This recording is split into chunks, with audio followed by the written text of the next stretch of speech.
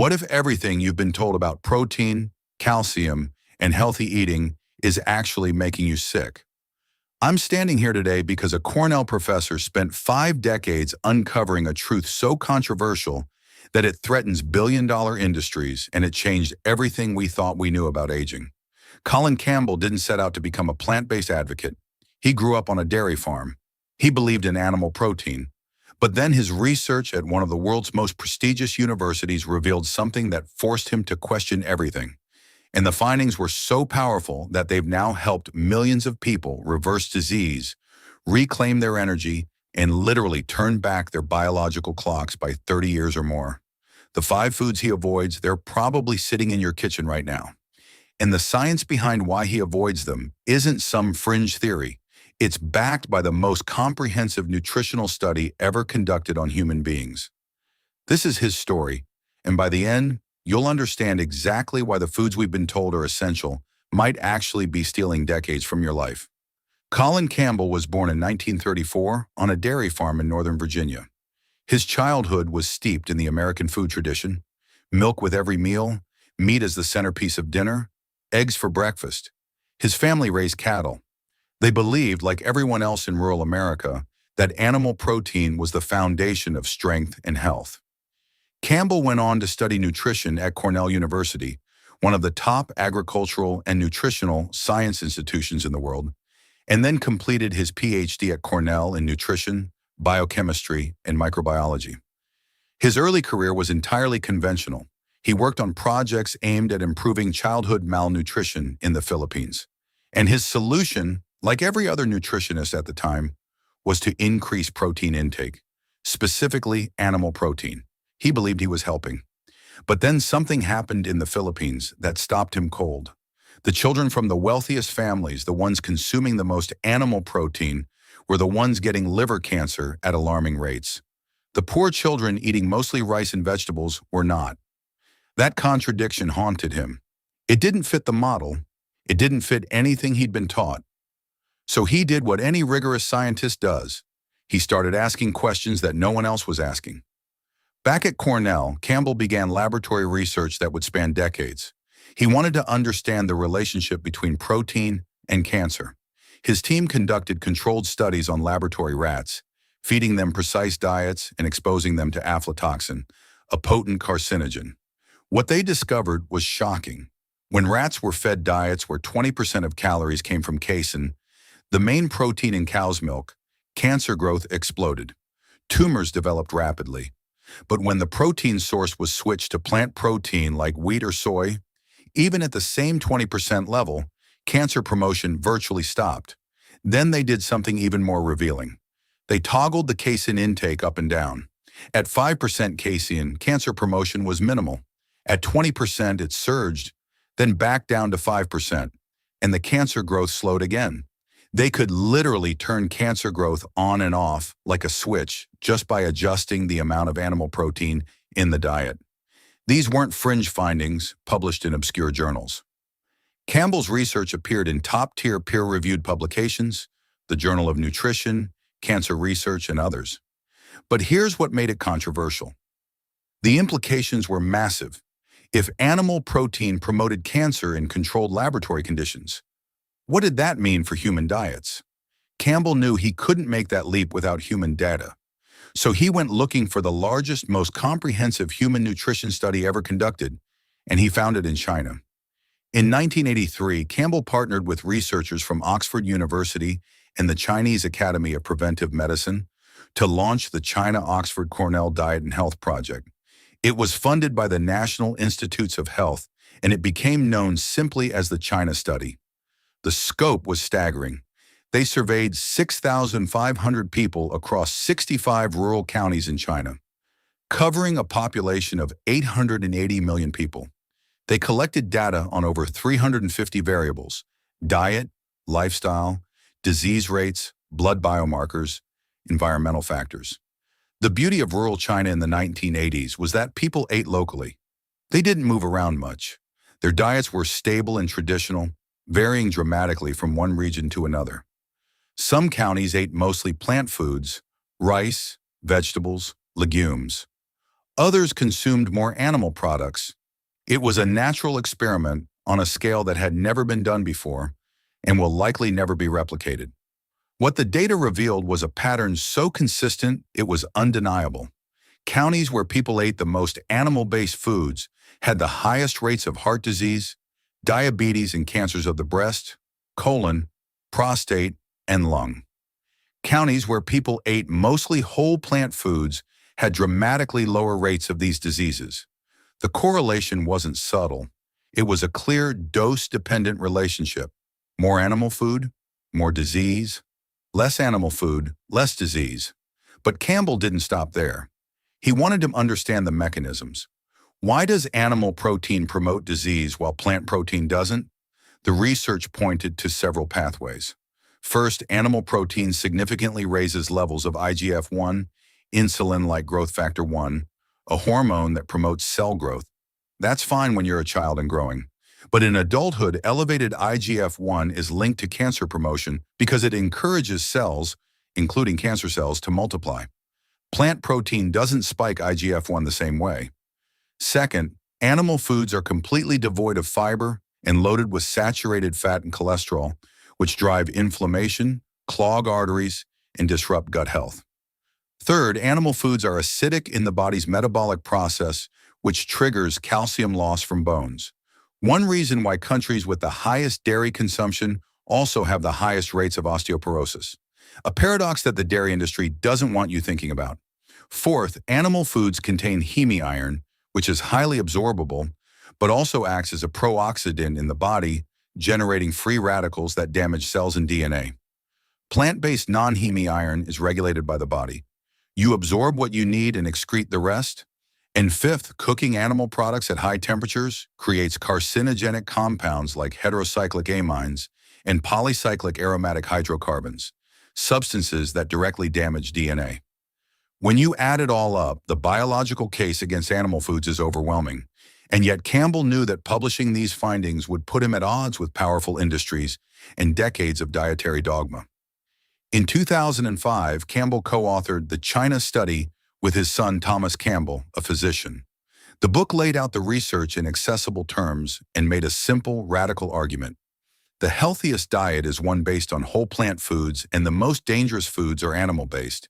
It recommended avoiding 5 categories entirely: dairy in all forms, milk, cheese, yogurt, butter, meat of all types, beef, pork, poultry, fish, eggs, whole or egg whites, added oils, even olive oil and other so-called healthy oils, and highly refined carbohydrates like white flour and sugar.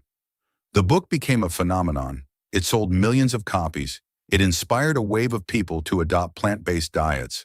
Doctors like Caldwell Esselstyn and Dean Ornish, who were already using plant-based nutrition to reverse heart disease, cited Campbell's research as foundational. But the backlash was fierce. The meat and dairy industries funded studies to discredit his work. Bloggers with financial ties to animal agriculture attacked his methodology. Mainstream nutrition organizations, many funded by food industry groups, doubled down on the message that animal protein was essential. Campbell stood firm. He didn't back down. He kept publishing, kept speaking, kept refining the science, and the real-world results kept piling up.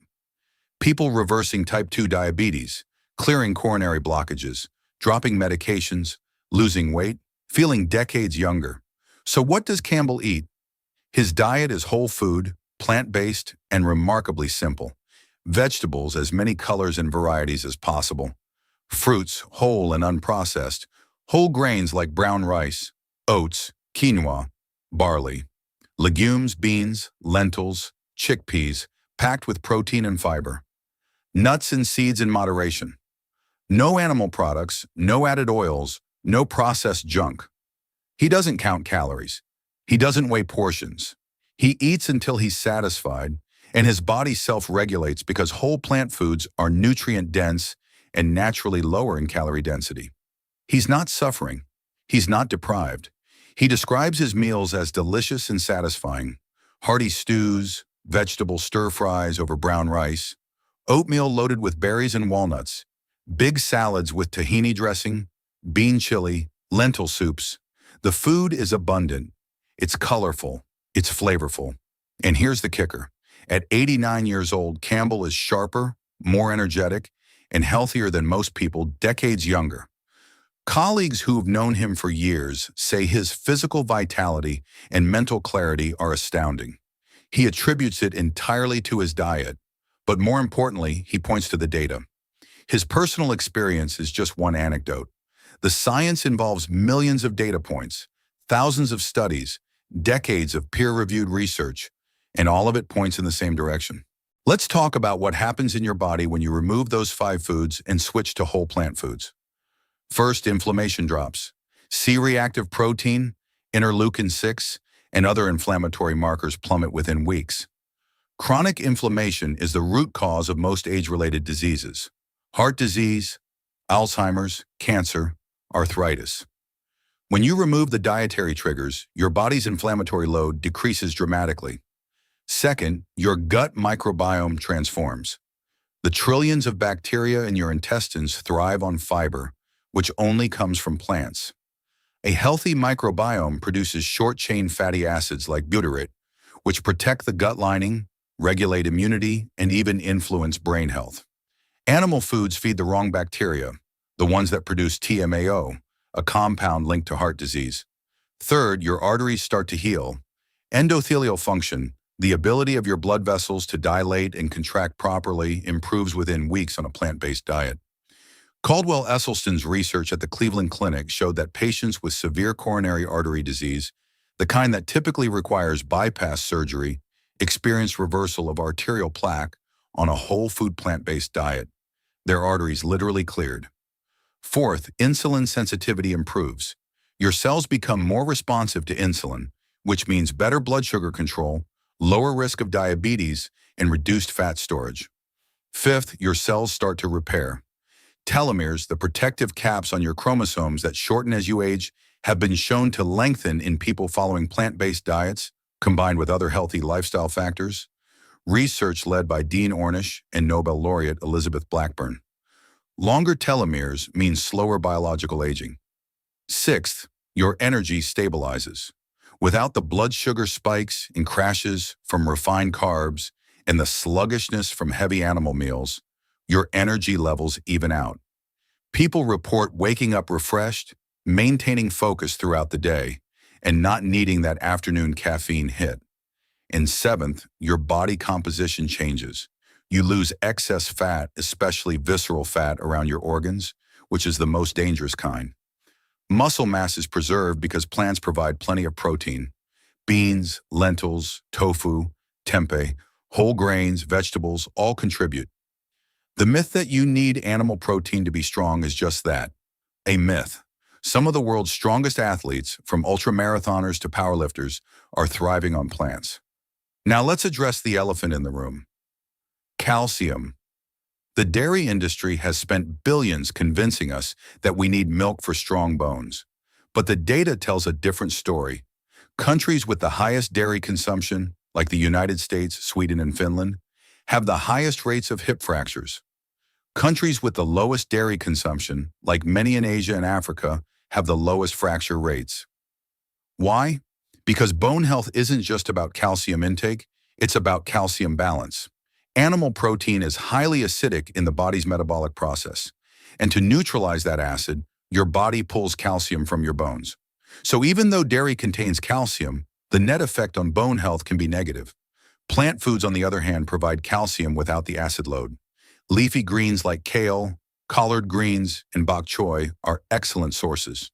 So are fortified plant milks, tofu made with calcium sulfate, tahini, almonds, and beans.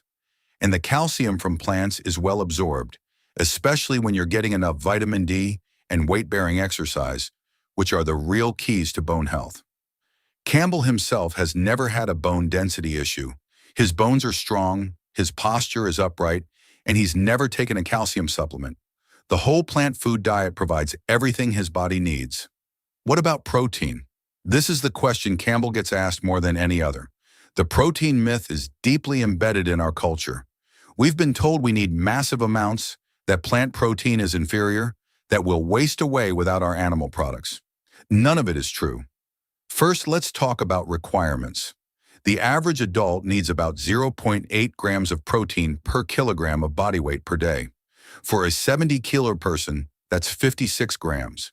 Even athletes need only slightly more, around 1.2 to 1.6 grams per kilogram. It's incredibly easy to meet these needs on a plant-based diet. A cup of cooked lentils has 18 grams of protein. A cup of cooked quinoa has 8 grams. A cup of chickpeas has 15 grams. 2 tablespoons of peanut butter have 8 grams. A serving of tofu has 10 grams. Add in vegetables, whole grains, nuts, seeds, and you're easily hitting 60 to 80 grams a day without even trying. Second, plant proteins contain all 9 essential amino acids. The old myth about combining foods at every meal to get complete protein has been debunked for decades. As long as you're eating a variety of whole plant foods throughout the day, your body gets everything it needs. Third, plant protein doesn't come with the baggage of animal protein. No cholesterol, no saturated fat, no heme-iron, no IGF-1 spike, no carcinogens. It's a cleaner fuel. Campbell has been thriving on plant protein for over 40 years. He's never experienced muscle loss, weakness, or any of the horror stories the meat industry likes to peddle. His labs are pristine, his energy is high, his body is proof that plant protein is not only adequate, it's optimal. Here's where it gets even more interesting. Campbell's research doesn't just show that plant-based diets prevent disease, it shows that they can reverse disease. Heart disease, the #1 killer in the United States, can be reversed. Caldwell Esselstyn's work demonstrated that patients with advanced coronary artery disease who adopted a whole food plant-based diet experienced significant regression of arterial plaque. Their chest pain disappeared. Their need for medication dropped. Their risk of heart attack plummeted. Dean Ornish's research published in The Lancet and JAMA showed the same thing.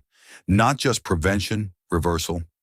Type 2 diabetes, which affects over 37 million Americans, can be reversed. Study after study shows that a low-fat, whole food plant-based diet restores insulin sensitivity, normalizes blood sugar, and allows people to eliminate medications within weeks or months. Neil Barnard's research at the Physicians Committee for Responsible Medicine has documented this extensively. High blood pressure responds immediately within days of switching to a plant-based diet. Blood pressure drops because arterial stiffness decreases, inflammation subsides, and sodium balance improves. Autoimmune conditions like rheumatoid arthritis often improve dramatically as the dietary triggers for inflammation are removed. Even certain cancers, particularly hormone-driven cancers like prostate and breast, show evidence of slowed progression or improved outcomes when patients adopt plant-based diets, as documented in studies by Ornish and others. The body has an extraordinary capacity to heal, but only if you stop poisoning it with the foods that drive disease. So why isn't this information mainstream? Why aren't doctors prescribing plant-based diets as the first line of treatment? Campbell has been vocal about this. The answer is money and institutional inertia. The meat, dairy, and egg industries are worth hundreds of billions of dollars. They fund research, lobby politicians, and shape dietary guidelines. Medical schools receive funding from pharmaceutical companies that profit from chronic disease, and they teach virtually nothing about nutrition. The average doctor gets fewer than 20 hours of nutrition education in 4 years of medical school. The standard American diet makes people sick, and the medical system profits from managing that sickness with drugs and procedures. There's no financial incentive to teach people how to eat themselves healthy. Campbell has faced professional attacks, funding challenges, and institutional resistance throughout his career. But he's also seen the tide slowly turning. More doctors are waking up, more patients are demanding real solutions, more research is being published. The plant-based movement is growing, not because of marketing budgets, but because it works. People feel the difference in their bodies, and they tell their friends. That's how real change happens. Let's get practical. If you wanted to follow Campbell's approach and avoid those 5 foods, what would you actually eat? Breakfast could be oatmeal with berries, walnuts, and a sprinkle of cinnamon. Or a smoothie with spinach, banana, frozen mango, flax seeds, and almond milk. Or whole grain toast with mashed avocado and tomato. Lunch could be a big salad with mixed greens, chickpeas, shredded carrots, cucumber, bell peppers, sunflower seeds, and a tahini lemon dressing. Or a hearty vegetable soup with white beans and whole grain bread, or a burrito bowl with brown rice, black beans, salsa, guacamole, and roasted vegetables. Dinner could be a stir-fry with tofu, broccoli, snap peas, bell peppers, and ginger over quinoa, or spaghetti with marinara sauce loaded with mushrooms, zucchini, and spinach, served with a side salad, or a lentil stew with sweet potatoes, kale, and spices. Snacks could be fresh fruit, a handful of almonds, hummus with veggie sticks, or air-popped popcorn. You're not starving. You're not eating boring food. You're eating real, whole, flavorful food that satisfies you and fuels your body. The transition takes a few weeks as your taste buds adjust and your gut microbiome shifts, but then it becomes easy. Cravings for cheese and meat fade. Your body starts craving the foods that make it feel good. Campbell is now 89 years old. He's still writing, still speaking at conferences, still active in the plant-based research and advocacy community. People who meet him are struck by his mental sharpness, his physical energy, and his genuine warmth. He doesn't come across as a zealot or a dogmatist. He comes across as a scientist who followed the data wherever it led, even when it contradicted everything he was raised to believe. His body is, by every functional measure, decades younger than his chronological age. His cardiovascular system functions like that of a much younger man. His cognitive function is intact. His immune system is robust. He doesn't take a drawer full of medications. He's not managing a list of chronic conditions. He's thriving, and he's not unique. There are tens of thousands of people around the world who've adopted this way of eating and experienced the same transformation. The research is clear. The mechanisms are understood. The results are repeatable. The 5 foods Campbell avoids, dairy, meat, eggs, oils, and refined carbs, are the same 5 foods driving the chronic disease epidemic. And the foods he eats, whole plants in their infinite variety, are the foods that allow the human body to express its full potential for health, vitality, and longevity. This isn't about perfection. Campbell himself has said that if you can get to a 90 or 95% whole food plant-based diet, you'll see profound benefits. The goal isn't to stress over every ingredient or never enjoy a meal out with friends. The goal is to make plants the foundation of your plate and to eliminate or drastically reduce the foods that harm you. The body is forgiving. It responds quickly. Within days, you'll notice changes in energy and digestion. Within weeks, your biomarkers start to shift. Within months, you feel like a different person. And over years, you're preventing or reversing diseases that most people think are inevitable parts of aging. They're not. They're the result of dietary choices, and those choices are entirely within your control. Colin Campbell's life work is a gift. He spent 50 years in the lab and in the field, asking hard questions, challenging assumptions, and following the evidence. He didn't do it for fame or fortune. He did it because he wanted to know the truth. And the truth he uncovered is both simple and revolutionary. The foods we've been told are essential are making us sick, and the foods we've been taught to see as side dishes are the key to health. His body at 89 is the living proof. His research spanning decades and millions of data points is the scientific proof. And the thousands of people who've reclaimed their health by following his principles are the real-world proof. The 5 foods he avoids are the 5 foods you should seriously consider avoiding. The whole plant foods he eats are the foods your body's designed to thrive on. It's not a fad. It's not a trend. It's biology. It's biochemistry. It's the way human beings have eaten for most of our history. Before industrialized food, before factory farming, before the marketing campaigns that convinced us we needed animal products at every meal. Campbell is showing us the way back. And his body, 30 years younger than his chronological age, is the roadmap. If this story changed the way you look at the food on your plate, please subscribe to the channel and like this video. We are uncovering the science and history that they have tried to bury. Plant the seeds for your future health. The next treasure of knowledge will be revealed soon.